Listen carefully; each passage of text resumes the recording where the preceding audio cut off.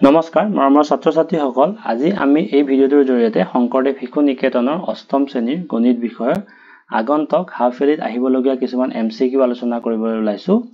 আহাচোন আমি ফাৰ্স্ট কোৱেশ্চনটোলৈ যাওঁ ফাৰ্স্ট কোৱেশ্চনটো আছিল আমাৰ এনে ধৰণৰ যে তলৰ কোনটো সংখ্যা নিখুঁত ঘন তলৰ আমাৰ কোনটো সংখ্যা নিখুঁত ঘন বুলি সুধিছে গতিকে আমি গোটেইকেইটা সংখ্যা চোৱাৰ পিছত আমি গোটেইকেইটা আমি ছুটি হৰণৰ নিয়মত ভাঙিবলৈ চেষ্টা কৰিম পোনপ্ৰথমে ভাঙি পেলাই আমি চালো যে অপচন নম্বৰ আমাৰ b2 এটো আমি যদি আমি 216 টো যদি আমি ভাঙো আমি পামগে 6 * 6 * 6 গতিকে আমি ইয়াতে 6 কিউব পাম গতিকে আমাৰ নিখুঁত ঘন যেহেতু সুধিছে আমি ইয়াত তিনটা ডিজিটৰ এটা পেয়াৰ বনাব লাগিব গতিকে আমাৰ 6 কিউব পাম গতিকে আমাৰ অপচনটো হ'বগে 216 আৰু বাকি তুমি a b a c আৰু d অপচন গিয়া তুমি যদি ছুটি হৰণৰ নিয়মত ভাঙিছোৱা তেনেকুৱাকে তিনটা পেয়াৰ নেপাবা তোমালোকে কৰি চাব পাৰা তো এটো আমাৰ অপচনটো হ'বগে বি এবাৰ আমি আহিছো কোৱেশ্চন নম্বৰ 2 লৈ কোৱেশ্চন নম্বৰ 2 টো আছিল এনে ধৰণৰ কোৱেশ্চন নম্বৰ 2 টো আমি প্ৰথমে লিখি লৈছো 64/343 এটা আমি ইয়াতে 64ক আমি জানো যে 64ক আমি 4 কিউব বুলি কৰিব পাৰো আৰু 343ক আমি কৰিব পাৰো 7 কিউব তো 4 কিউব মানে আমাৰ ইয়াতে হ'বগে যদি আমি ঘনমূল লিয়া 4 হ'ব আৰু ইয়াতে হ'বগে 7 তো আমাৰ এনসাৰটো হ'বগে 4/7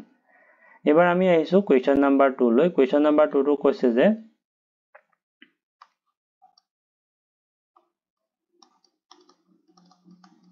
ইয়াতে -512/729 এতিয়া আমি ইয়াতে কি কৰো -512ক আমি কৰিব পাৰো 8 কিউব 8 কিউব যদি কৰো আমি 512 পাম আৰু 729ক যদি আমি কৰো 9 কিউব পাম গতিকে ইয়াত অপচনটো হ'বগে -8/9 আমাৰ এনসাৰটো হ'বগে অপচন নম্বৰ এ -8/9 এবাৰ আমি আহিছো কোৱেশ্চন নম্বৰ 4 লৈ কোৱেশ্চন নম্বৰ 4 টো আমাক সমষ্টি দিয়া আছে 1 সমষ্ট 10/3 এটো আমি সমষ্টিটো পোনপ্ৰথমে আমি ইয়াতে ভাঙি লম ভাঙি ললে ইয়াতে দেখিম যে 10 * 10 10 3 ইয়াতে 13 পাম আৰু ইয়াতে কিউব এটা 13 কিউব যদি আমি কৰো 2197 পাম আৰু 10 কিউব যদি আমি কৰো 1000 পাম তো এটা 1000 এ যদি 2197ক ডিভাইড কৰো আমি দুবাৰ যাব 2000 বাৰ যাব আৰু তলত তোমাৰ ইয়াতে সমষ্টি যদি লিখো তলত 1000 ওপৰত হ'ব 197 তো অপচন নম্বৰ হ'বগে আমাৰ এ এবাৰ আমি আহিছো কোৱেশ্চন নম্বৰ 5 লৈ কোৱেশ্চন নম্বৰ 5 টো কৈছে যে 675 ৰ লগত আটাইতকৈ কি সৰু সংখ্যাৰে পূৰণ কৰিলে পূৰ্ণ ঘন হ'ব তো পূৰ্ণ ঘন বুলি কৈছে যেটো আমি ইয়াতে তিনটা ডিজিটৰ এটা পেয়াৰ বনাব লাগিব গতিকে আমি পোনপ্ৰথমে 675ক আমি ছুটি হৰণৰ নিয়মত কৰি চাও 675ক আমি 5 এৰে কৰো 100 আমাৰ 35 বাৰ যাব আৰু যদি ইয়াক 5 এৰে কৰো ইয়াতে 27 বাৰ যাব আৰু যদি ইয়াতে 3 এ কৰো 9 বাৰ যাব আৰু ইয়াতে যদি 3 এ কৰো 3 বাৰ যাব ইয়াতে দেখিছো আমি তিনটা পালো 5 কেৱল দুটাহে পালো গতিকে ইয়াতে আমাৰ পূৰ্ণ ঘন হ'বলে আমি আৰু এটা 5 পূৰণ কৰিব লাগিব গতিকে অপচনটো হ'ব অপচন নম্বৰ বি নহয় তো এবাৰ আমি আহিছো কোৱেশ্চন নম্বৰ 6 লৈ কোৱেশ্চন নম্বৰ 6 টো একে ধৰণৰ আছিল আমি পোনপ্ৰথমে সমষ্টিটো আমি ইয়াতে ভাঙি লম সমষ্টিটো ভাঙি ললে 4 * 4 = 3 হ'বগে 7 ওপৰত হ'বগে 3 তো 7 কিউব মানে আমি পামগে 343 আৰু 4 কিউব মানে আমি পামগে 64 তো আমাৰ অপচনটো হ'বগে নাই এটাটো অপচন নাই আমি কি কৰিব লাগিব 64 এ 343 ডিভাইড কৰিলে আমি পামগে 5 বাৰ যাব 5 বাৰ গলে আমি 320 বাৰ যাব 20 বাৰ পাম আৰু ইয়াতে 23 তো আমাৰ অপচনটো হ'ব 5 সমষ্ট তলত আমাৰ 64 ওপৰত আমাৰ 23 এটো হ'বগে আমাৰ এনসাৰ এবাৰ আমি আহিছো কোৱেশ্চন নম্বৰ 7 লৈ কোৱেশ্চন নম্বৰ 7 টো আমাক দিয়া আছিল যে ঘনমূল এটো ঘনমূল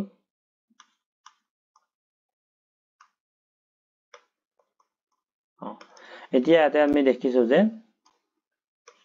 3 মাইনাস ডাল আছে 343 ক আমি 7 কিউব কৰিব পাৰো আৰু 729ক আমি কৰিব পাৰো 9 কিউব এতিয়া আমি কি কৰিম 7 কিউব মানে হ'বগে আমাৰ 7 আৰু 9 কিউব মানে হ'বগে আমাৰ 9 ইয়াতে মাইনাস ডাল থাকিব এনসাৰটো হৈ যাবগে আমাৰ -7/9 9 এবাৰ আমি আহিছো কোৱেশ্চন নম্বৰ 8 লৈ কোৱেশ্চন নম্বৰ 8 টো কৈছিলে 1/2 আৰু 3/4 ৰ মাজৰ এটা পৰিমেয় সংখ্যা হল এতিয়া 1/2 মানে আমি জানো যে 0.5 আৰু ইয়াতে আমাৰ কি দিয়া আছে 3/4 মানে আমি যদি কৰো 4 ক যদি 3 ক যদি আমি 4 এ ডিভাইড কৰো আমি পামগে 0.7 এতিয়া আমাক কোৱেশ্চনটো কৈছে 0.5 আৰু 0.7 ৰ মাজত থকা পৰিমেয় সংখ্যাটো ওলাব দিছে ইয়াতে আমি দুটা অপচন কেনসেল কৰিব পাৰো কিয়নো 0.5 মানে এটো আমাৰ 1 তকৈ সৰু 0.7 মানে এটো 1 তকৈ সৰু আমি বি আৰু সি অপচন কিটা কেনসেল কৰিব পাৰো কিয়নো আমি 2 এ যদি 3 গ্ৰহণ কৰো তো এবাৰ যাব গতিকে ই 1 তকৈ ডাঙৰ হ'ব গতিকে ই হ'বই নোৱাৰে মিহত দুটাৰ মাজত থাকিবই নোৱাৰে গতিকে 5 এ যদি আমি 6 ক ডিভাইড কৰো তেতিয়া আমি 1 তকৈ ডাঙৰে পাম গতিকে 0.5 আৰু 0.7 ৰ মাজত ইহত দুটা আমাৰ থাকিব নোৱাৰে গতিকে আমাৰ এই দুটা অপচনৰ ভিতৰত এ আৰু বি ৰ ভিতৰতে এ আৰু ডি ৰ ভিতৰতে আমাৰ অপচন হ'ব এটো আমাক কৈছে যে 2/3 মানে আমি যদি কৰো আমি পামগে 0.6 আৰু d টো যদি আমি 5/6 ক যদি কৰো আমাৰ 0.8 পাম গতিকে 0.8 আৰু 0.6 ৰ মাজত আমাৰ ইহত দুটাৰ মাজত 0.5 আৰু 0.7 ৰ মাজত আমি পামগে 0.62 গতিকে আমাৰ এনসাৰটো হ'বগে অপচন নম্বৰ এ এবাৰ আমি আহিছো কোৱেশ্চন নম্বৰ 9 লৈ কোৱেশ্চন নম্বৰ 9 টো কৈছিলে যে 16/-48 ৰ প্ৰামাণিক ৰূপ তো প্ৰামাণিক ৰূপৰ কথাটো আমি জানো যে তলত কেতিয়াও মাইনাস থাকিব নোৱাৰিব তলত কেতিয়াও মাইনাস থাকিব নোৱাৰে গতিকে আমি ওপৰত উঠাই দিলো আৰু ভগ্নাংশটো আমাৰ হ'ব লাগিব লঘিষ্ঠ আকাৰ তো 16 আমি লঘিষ্ঠ আকাৰ কৰিবলৈ হলে 48 কাটিলো 3 বাৰ গল গতিকে আমাৰ অপচনটো হ'ব -1/3 এবাৰ আমি আহিছো কোৱেশ্চন নম্বৰ 10 লৈ কোৱেশ্চন নম্বৰ 10 টো কৈছে কি পঞ্চভুজৰ অন্তঃকোণবোৰৰ সমষ্টি পঞ্চভুজৰ অন্তঃকোণ পঞ্চভুজ বুলি কলে আমি জানো যে পাঁচটা বাহু গতিকে অন্তঃকোণৰ সমষ্টি আমি এটা ফৰ্মুলা পাইছিলো 2n - 4 * সমকোণ তো ইয়াতে আমি n ৰ জায়গাত আমি ইয়াতে পঞ্চভুজ বুলি কোৱাৰ কাৰণে 5 বহাই দিম আৰু বাকিখিনি আমি এনেকৈ লিখিম সমকোণ মানে আমাৰ 90 ডিগ্ৰী হ'ব 5 * 2 = 10 10 ৰ পৰা 6 4 গলে 6 আৰু 90 যদি আমি পূৰণ কৰো 540 পাম তো এনসাৰটো হ'বগে আমাৰ 540 এবাৰ আমি আহিছো option number 11 question number 11 question number 11 কৈছে এটা সুষম বহুভুজৰ প্ৰতিটো অন্তঃকোণৰ মাপ 90 ডিগ্ৰী বহুভুজটোৰ বাহুৰ সংখ্যা ওলাব দিছে তো অন্তঃকোণ যদি 90 ডিগ্ৰী হয় তো আমাৰ বহিঃকোণ হ'বগে কিমান 180 - 90 মানে আমাৰ 90 হ'ব তো এটা বহুভুজৰ বাহুৰ সংখ্যা ওলাবৰ কাৰণে আমি কি কৰিম 360 এই 90 ৰে ডিভাইড কৰি দিম আমি পামগে 4টা অপচন নাম্বাৰ হ'বগে আমাৰ বি এবাৰ আমি আহিছো কোৱেশ্চন নম্বৰ 12 লৈ কোৱেশ্চন নম্বৰ 12 কৈছে 1 1 2 1 1 2 3 2 1 1 2 3 4 3 2 1 এই সংখ্যাবোৰক আমি কি সংখ্যা বুলি কওঁ এইবিলাক আমি পেলিন্ড্ৰম সংখ্যা বুলি কওঁ এবাৰ আমি আহিছো কোৱেশ্চন নম্বৰ 13 লৈ কোৱেশ্চন নম্বৰ 13 কৈছে 5x + a = 0 সৰি x হলে x ৰ মান ওলাব দিছে আমাক দিয়া আছে 5x + 8 = x এটা আমাৰ x ৰ মান ওলাব দিছে x ৰ মানটো ওলাবৰ কাৰণে x আমি যদি বাও হাতে আনো -x হ'ব x এটো যদি আমি সোঁ হাতে আহো -8 হ'ব তো 5টা x ৰ পৰা এটা x গলে আমাৰ 4টা x পাম ইয়াতে -8 থাকিবই তো x = -8/4 মানে আমাৰ হ'বগে -2 এনসাৰটো হ'বগে আমাৰ -2 অপচন নম্বৰ সি টো হ'বগে আমাৰ শুদ্ধ উত্তৰ এবাৰ আমি কৈছে 14 নম্বৰ কোৱেশ্চনটো a = -9 a ভ্যালুটো আমাৰ কিমান দিয়া আছে -9/81 গতিকে 1/a মানে ইয়াক আমি উল্টা কৰি দিলে হ'ল 81/9 আৰু মাইনাস ডাল আমি ইয়াত দিলে পাৰো -80 ওপৰটো দিব পাৰো মাজতো দিব পাৰো আমাৰ অপচনটো হ'বগে অপচন নম্বৰ বি এবাৰ আমি আহিছো কোৱেশ্চন নম্বৰ 15 লৈ কোৱেশ্চন নম্বৰ 15 টো কৈছে এটা সংখ্যা আৰু তাৰ বৰ্গৰ যোগফল 6 হলে সংখ্যাটো কি আমি সংখ্যাটো ধৰি ললো x এই সংখ্যাটো আৰু এই সংখ্যাটোৰ বৰ্গ মানে x ৰ বৰ্গ মানে হ'বগে x² যোগ কৰিলে আমি পামগে 6 আমাৰ ইকুৱেশনটো হ'বগে এটো এই ইকুৱেশনটোৰ মতে এতিয়া আমি ভ্যালুটো x ৰ ভ্যালু কোনটো হ'ব আমাক খুদিছে চাৰিটা অপচনৰ ভিতৰত এটা আমি এটা এটাকে লেফট হ্যান্ড সাইডত বহাই চালে x ৰ ভ্যালু এবাৰ 1 বহাই চাম এবাৰ 4 বহাই চাম এবাৰ 6 বহাই চাম এবাৰ 2 বহাই চাম বহাই চালে আমাৰ ৰাইট হ্যান্ড সাইড মানে 6 ওলাব লাগিব তো আমি বহাই চালে মুখতে ওলাই চাব আমি 2 টো যদি ইয়াত বহাও 2 + 2² তো আমি 2² আৰু 2 মানে আমি 6 এ পাম তো এটো আমাৰ শুদ্ধ উত্তৰ হ'ব বাকি কিটা বহালে আমাৰ 6 ৰাইট হেণ্ড সাইডৰ 6 টো নোলাব গতিকে আমাৰ অপচন হ'বগে ডি এবাৰ আমি আহিছো কোৱেশ্চন নম্বৰ 16 লৈ কোৱেশ্চন নম্বৰ 16 টো কৈছে প্ৰথম চাৰিটা অযুগ্ম সংখ্যাৰ যোগফল প্ৰথম চাৰিটা অযুগ্ম সংখ্যা বুলি ক'লে 1 3 5 আৰু 7 এনেকুৱা যদি সংখ্যা থাকে আমি কি কৰিম ইয়াত সংখ্যা কেইটা আছে হেতু চাম সংখ্যা ইয়াত চাৰিটা আছে গতিকে আমি 4 স্কয়াৰ কৰি দিম 16 পাম তো আমাৰ 16 টো হ'বগে আমাৰ শুদ্ধ উত্তৰ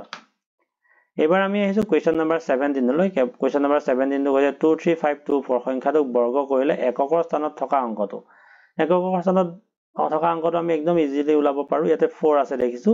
4 আমি 4 4 দা 4 4 গুণ আমাৰ 16 16 এককৰ স্থানত 6 আছে গতিকে আমাৰ ইয়াতো এই গোটেই নাম্বাৰটো যদি আমি বৰ্গ কৰো তেতিয়া আমি এককৰ স্থানত 6 পাম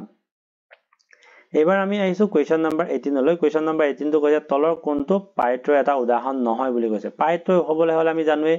2a a square minus 1 তা a square plus 1 কেতিয়াবা কেতিয়াবা m ৰ জাগাত আমি n ও পাওঁ twice n square minus 1 আৰু n square plus 1 এটোক আমি পাইটো কওঁ তো ইয়াতে অপচন নম্বৰ হ'বগে আমাৰ ইয়াতে নোহোৱাটো খুদিছে গতিকে a plus 1 গতিকে a plus 1 টো হ'বগে আমাৰ পাইটোৰ উদাহৰণ নহয় এটো তো এবাৰ আমি আহিছো কোৱেশ্চন নম্বৰ 19 লৈ কোৱেশ্চন নম্বৰ 19 টো কৈছে x equal to x ৰ ভ্যালু আমাক দিয়া আছে 24 আৰু 25 যদি আমি প্লাস কৰো আমি এতে 49 পাম তো root over x ওলাব দিছে root over x মানে হ'বগে root over x ৰ জাগাত আমি এতে 49 বহাম 49 ৰ বৰ্গমূল হ'বগে আমাৰ 7 এবাৰ আমি আহিছো কোৱেশ্চন নম্বৰ 20 লৈ কোৱেশ্চন নম্বৰ 20 টো কৈছে যে তলৰ কোনটো অংক নিখুঁত বৰ্গ এটা একক স্থানৰ অংক হ'ব নোৱাৰে বুলি কৈছে তো নোৱাৰে বুলি কৈছে নিখুঁত বৰ্গ এটা একক স্থানৰ অংক হ'ব নোৱাৰে একক স্থানৰ অংক যদিহে আমি 0 1 4 5 6 আৰু 9 এই অংক কিটা যদি আমাৰ ইয়াত থাকে তো ই হ'বগৈ নিখুঁত বৰ্গ আৰু যদিহে 2 3 7 আৰু 8 এই অংক কিটা যদি এককৰ স্থানত থাকে নিখুঁত বৰ্গ নহব নিখুঁত বৰ্গ নহব গতিকে আমাৰ ইয়াত অপচনটো দেখিলো যে 2 আছে গতিকে 2 টো থাকিলেতো আমাৰ নিখুঁত বৰ্গ নহব গতিকে আমাৰ অপচনটো হ'বগে 2